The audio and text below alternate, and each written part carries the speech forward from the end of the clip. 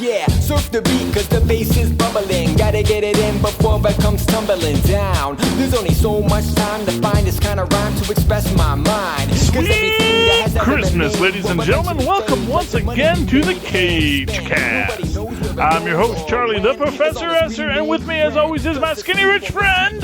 It's Mozz. Hey, Mozz. So glad to have you. Tonight's episode, Season 1, Episode 6.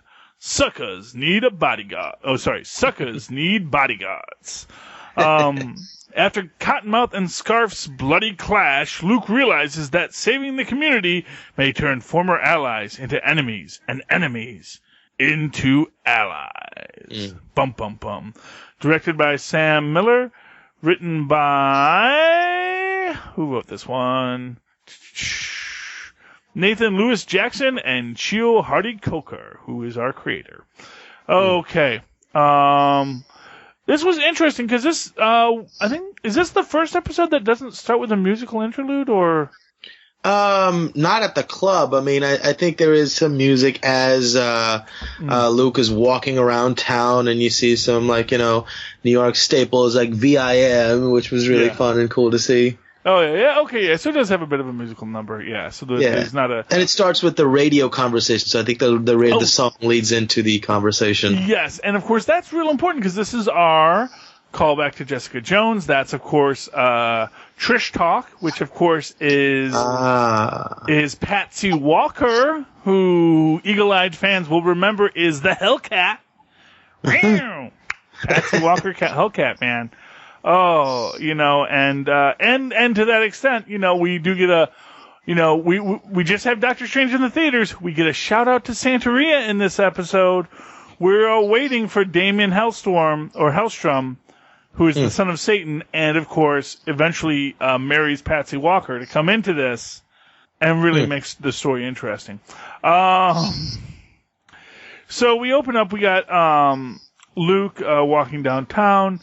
And then we get Scarf, who has gotten the guns out of impound.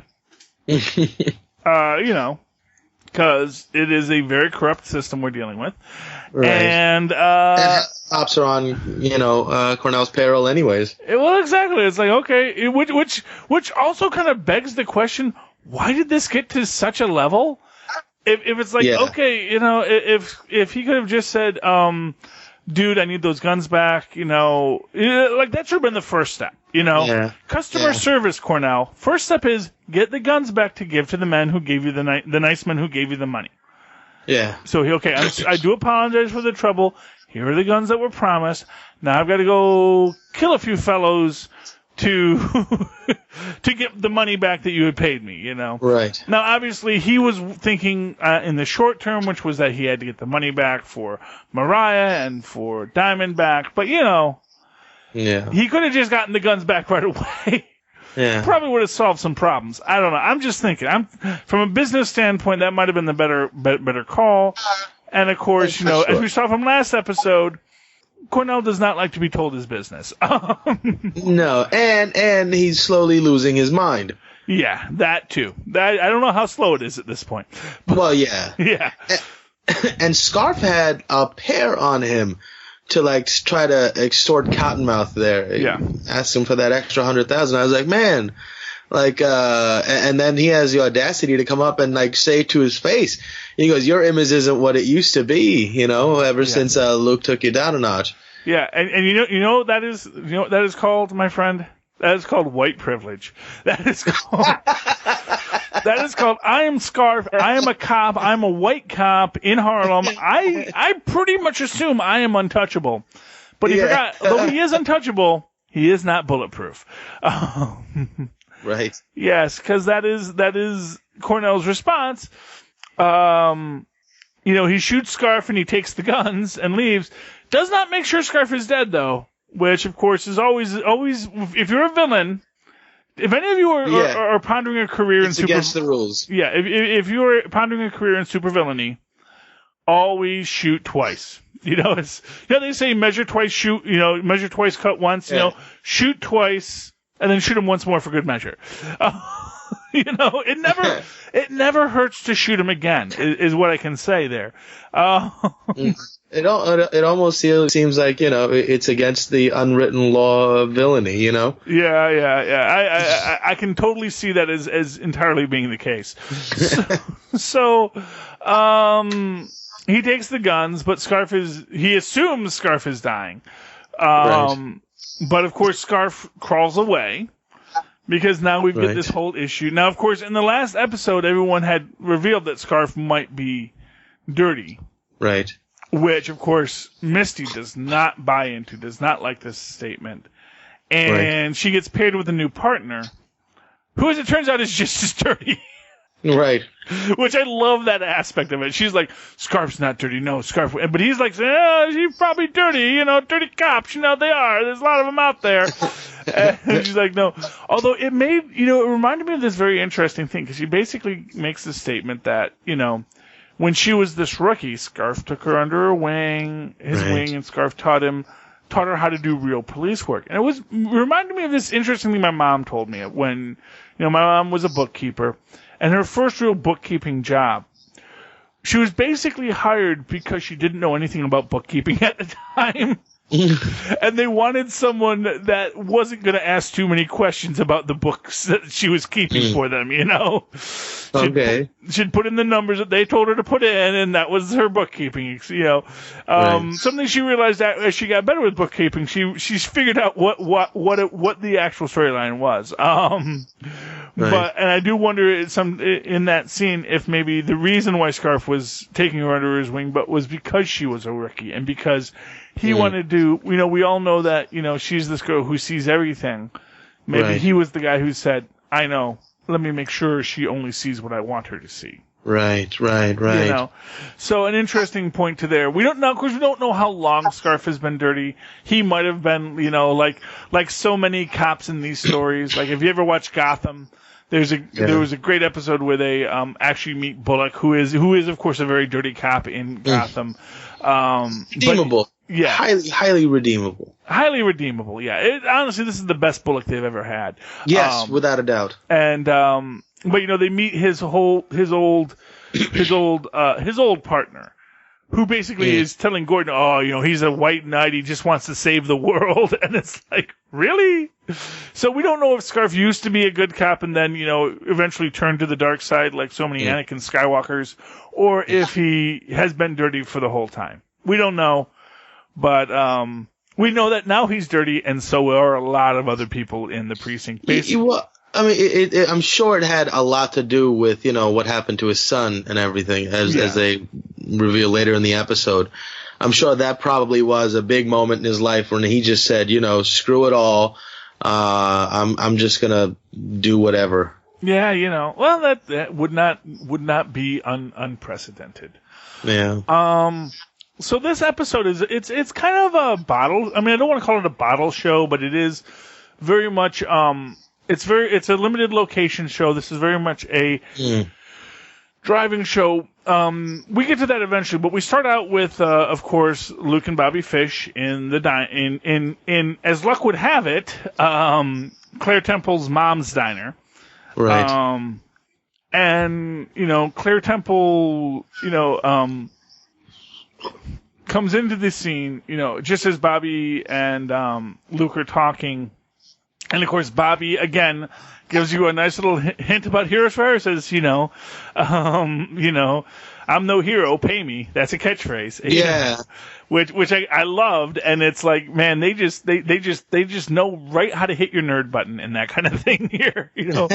That's why Marvel does well, is they know they know how to tease, they know how to tease. And that's what it is. It's all about, as I always say, when you make love to a woman, it's like, when they tell you, you don't press down on the gas pedal, you imagine the eggs under the gas pedal. You want to give it just enough to get it going. You don't want to push too hard. You got to ease it there, and that's how Marvel is with their nerdery.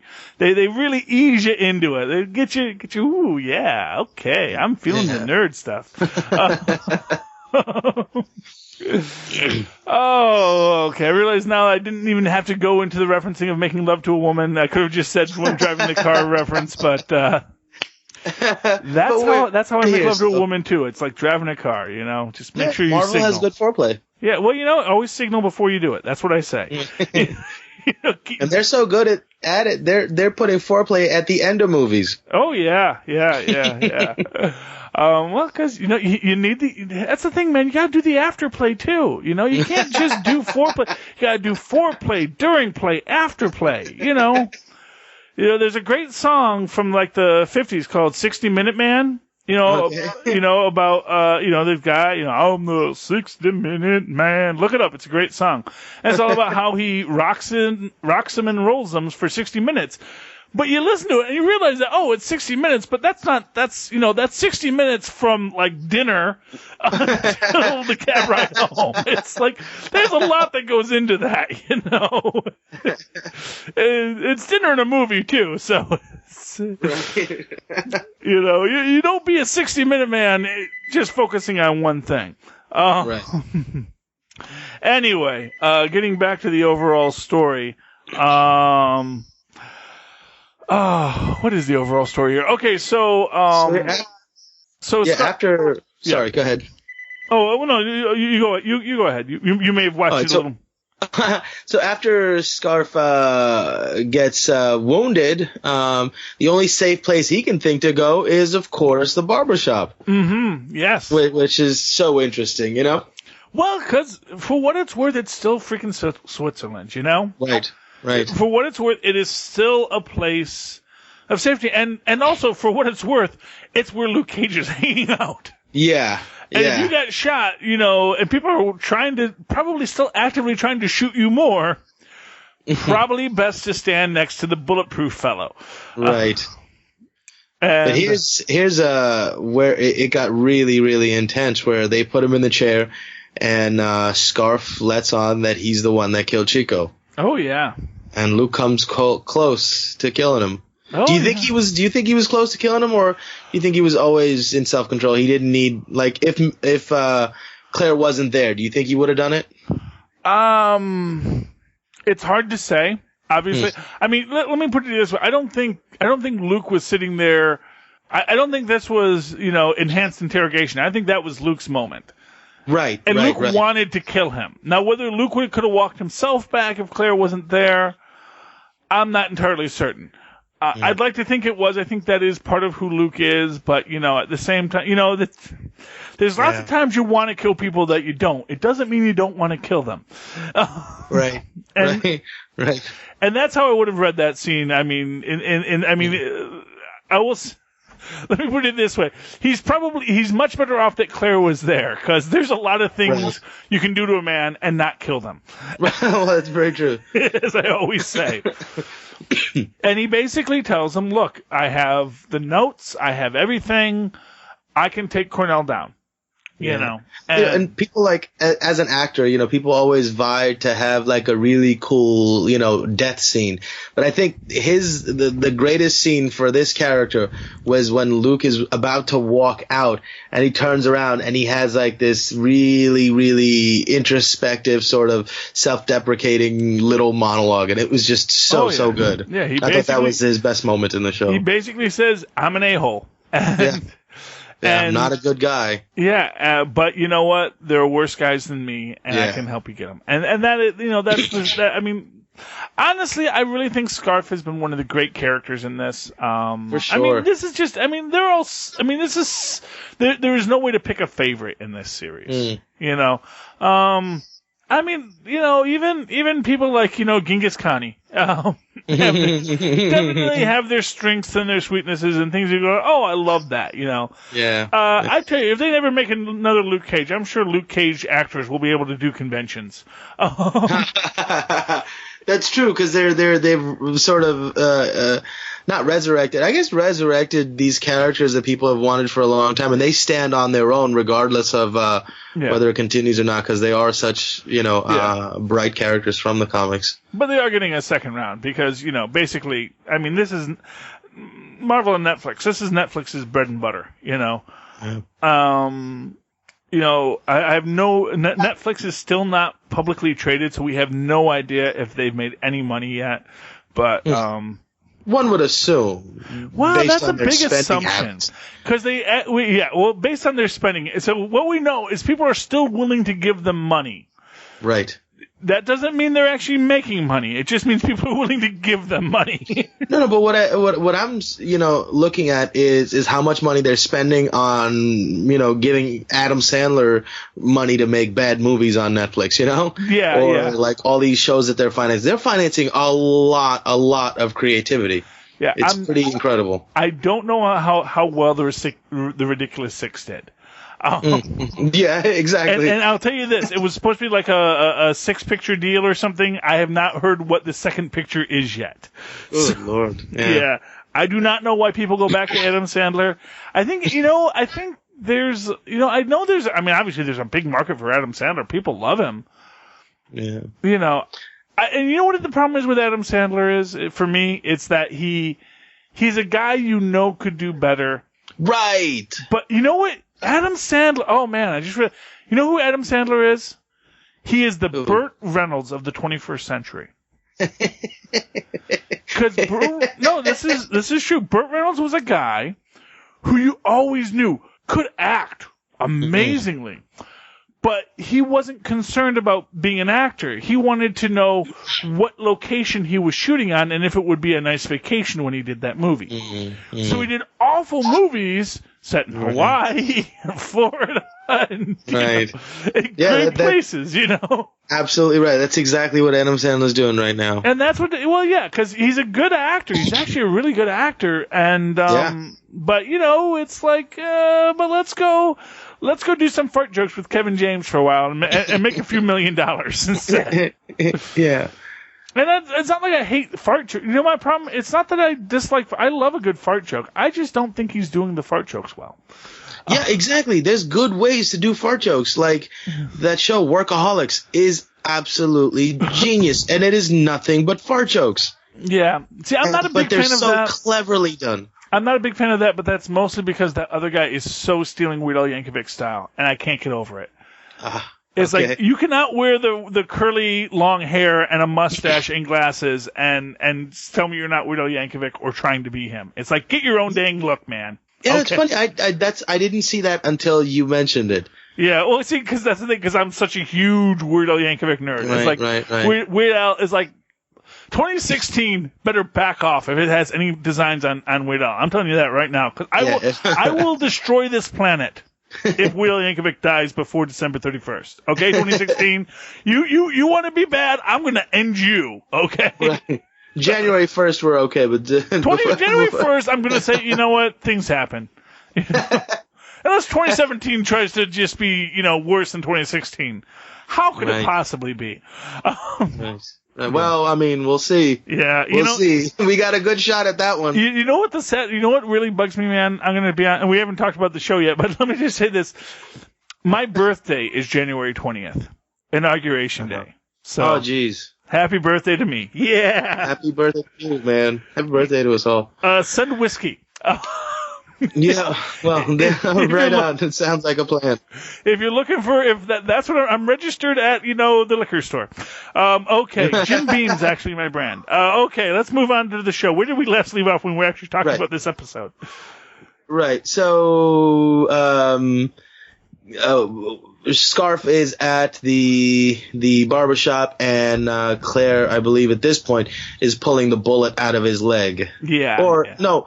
And they're off to find I think the blackmail files, supposedly. Yeah. So Claire stays with Scarf. He goes gets the files. He finds the files.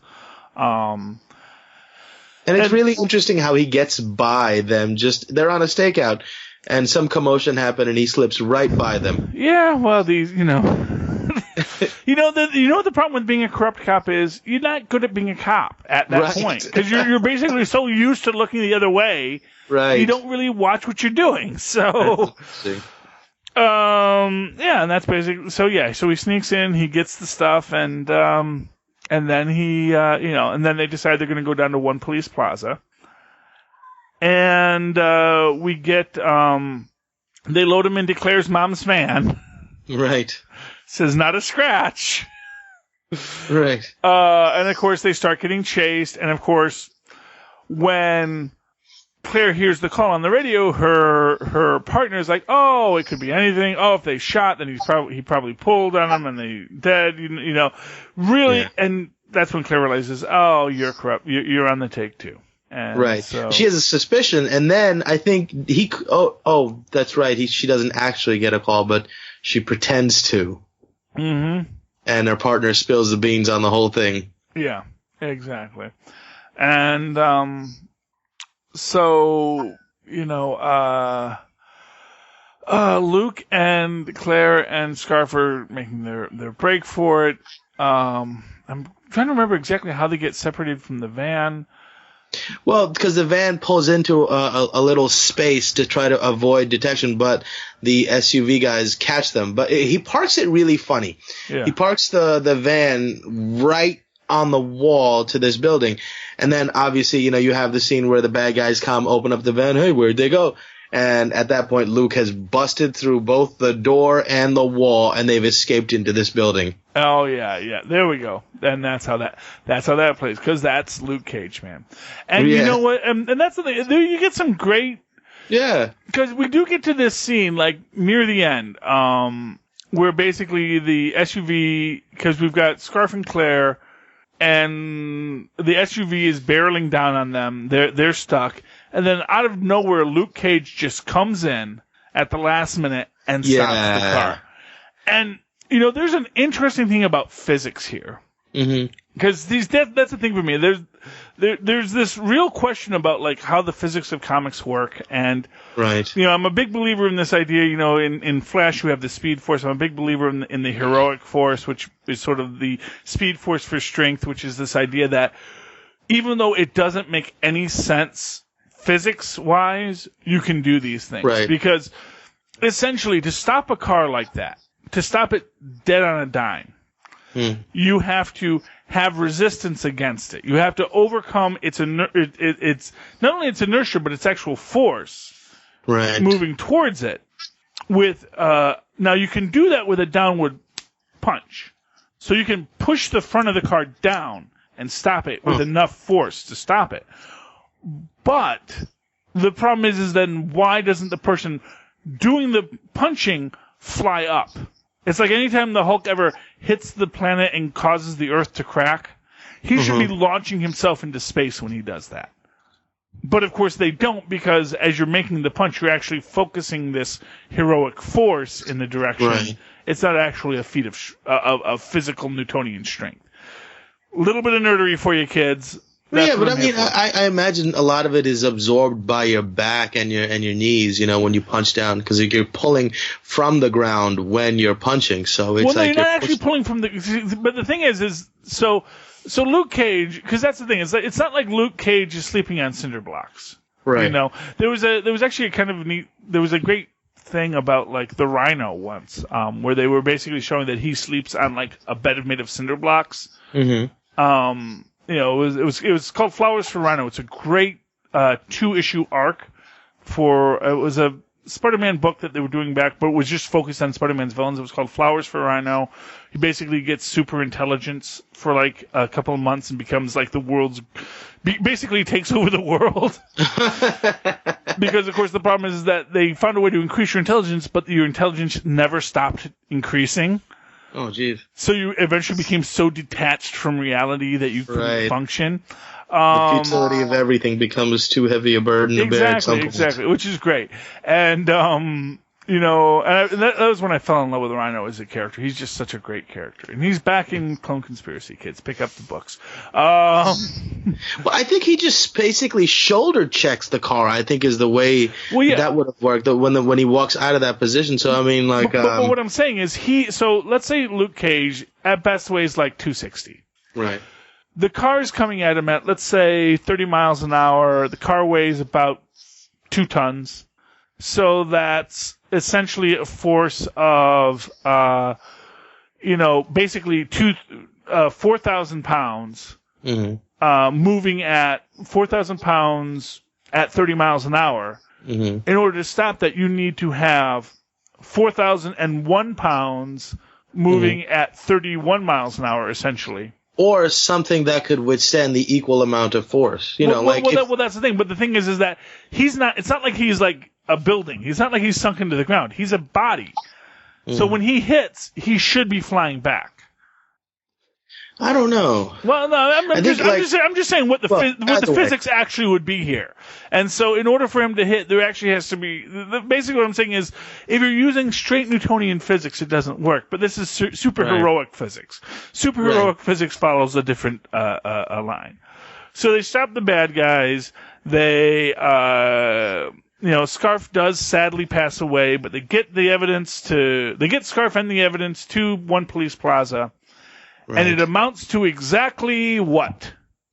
Well, I think it's sort of to take it a step back for a second. I think it's important to talk about the interview too, the ambush interview that reporter sets up. With Mariah, which sort of has implications on this final scene. But I think that was really, really good. She seemed really nervous about doing the interview to begin with, and you could see that this reporter wanted to make a name for herself off of And I think the other interesting thing about that is, as it references back to the beginning of the show where the people are calling into the radio show, one woman is really against him and the other guy calls in and says he's really for him, for Luke Cage being involved in their world.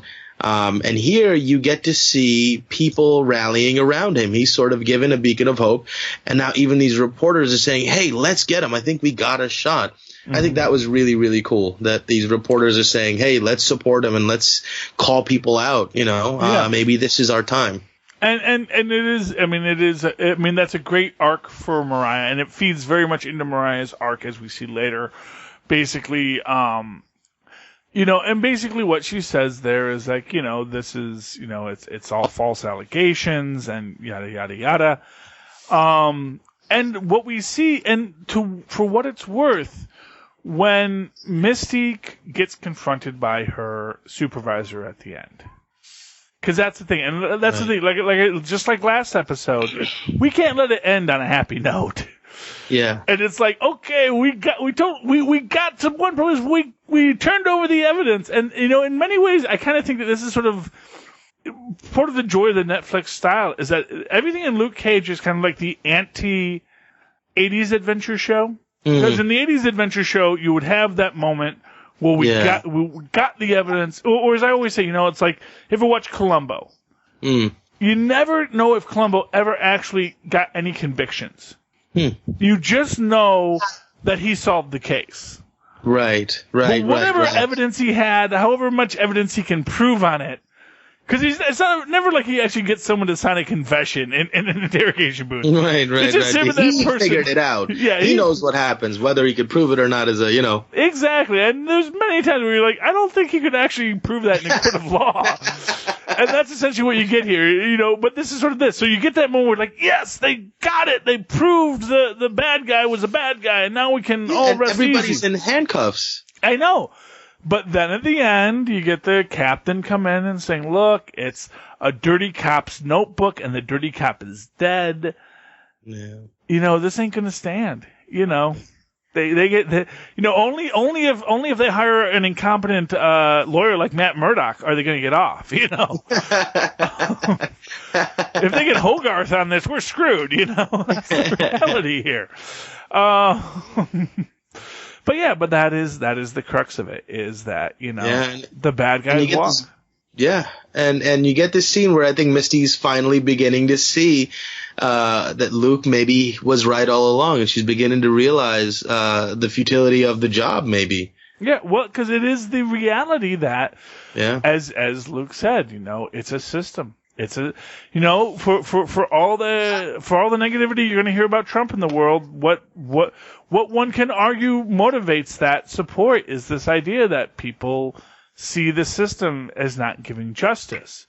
Now, whether or not justice is going to be done is a whole other question, because essentially to give it into the superheroic conundrum, it's this idea of, okay, the cops can't bring in the bad guys, but can the superheroes? Like, the superheroes are visceral and we feel, yeah, superhero punched that guy, and I feel good. But does that actually change anything? Does anything actually get better just because you put a superhero there to punch a guy? Right. You know, for what it's worth, prior to, in I believe it was July of 1941, Captain America's punching Hitler in the jaw. World War II went on for another 5 years after that, and it did not prevent Pearl Harbor. So, punching Hitler in the jaw, it feels good, but there actually is a system in place, maybe for a reason. Right. Just to turn it all back on your head. We all love that idea of the superhero, but you know what?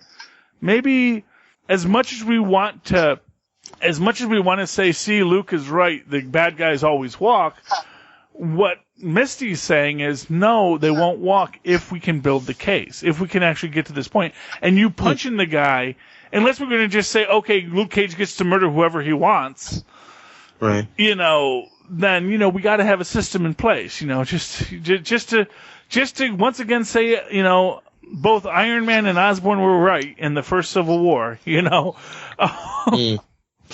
a lot of comic book references this week. So, folks, if you only know Marvel Cinematic Universe, I do apologize. But, that's the depth of this, is that, it's like, yeah, the bad guys walk, but are the superheroes really the answer? Maybe we need something, maybe we need a third way. Maybe we should have voted for Bernie Sanders.